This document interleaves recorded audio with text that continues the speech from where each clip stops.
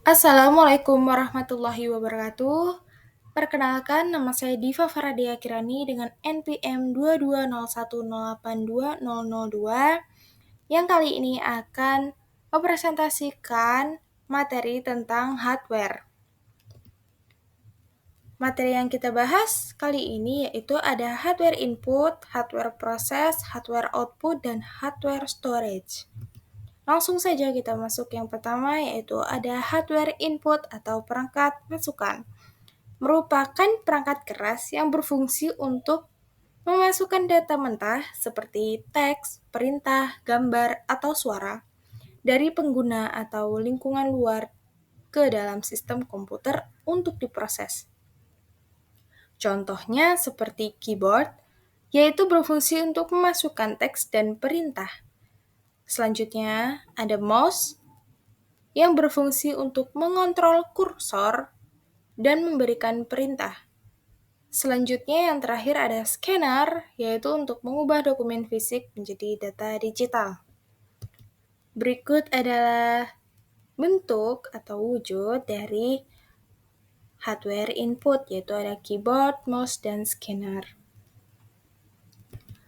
Oke, selanjutnya yaitu kita masuk ke hardware proses atau perangkat pemrosesan, yaitu komponen fisik di dalam komputer yang berfungsi sebagai otak sistem, yang bertugas mengolah data yang masuk menjadi informasi yang berguna melalui perhitungan, perbandingan, dan eksekusi instruksi, yaitu contohnya seperti CPU atau Central Processing Unit, yaitu prosesor utama yang mengeksekusi semua instruksi. Lalu yang kedua ada RAM, yaitu memori kerja super cepat untuk menyimpan data atau instruksi yang sedang aktif diproses. Lalu yang ketiga ada motherboard, yaitu papan sirkuit utama yang menghubungkan dan mengordinasi semua komponen. Berikut adalah wujud dari hardware proses, yaitu ada CPU, RAM, dan motherboard.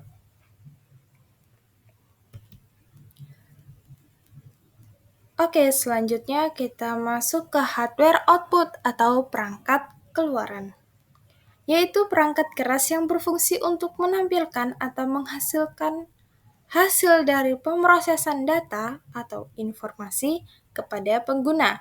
Contohnya itu ada monitor, yaitu menampilkan informasi secara visual seperti gambar, video, ataupun juga teks.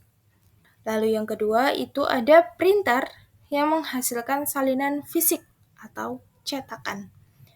Lalu yang terakhir ada speaker, yaitu mengeluarkan hasil pemrosesan dalam bentuk audio. Berikut adalah wujud dari contoh hardware output, yaitu ada monitor, printer, dan speaker. Oke, kita sampai ke materi pembahasan yang terakhir, yaitu hardware storage atau perangkat penyimpanan, yaitu perangkat penyimpanan data, program, dan file secara permanen atau sekunder dan sementara atau primer agar dapat diakses kembali di masa depan. Contohnya itu ada SSD atau HDD, yaitu penyimpanan sekunder permanen untuk sistem operasi dan file besar.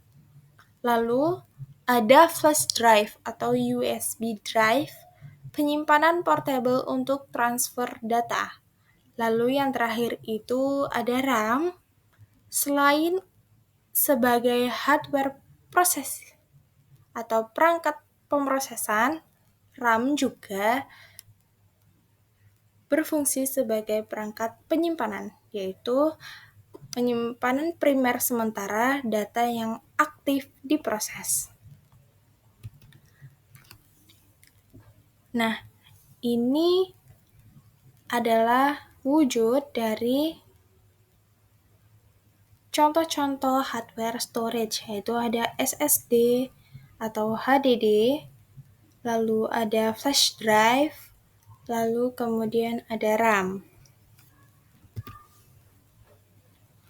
Oke, sekian presentasi tentang materi hardware yang dapat saya sampaikan. Kurang lebihnya saya mohon maaf. Saya akhiri. Wassalamualaikum warahmatullahi wabarakatuh. Terima kasih.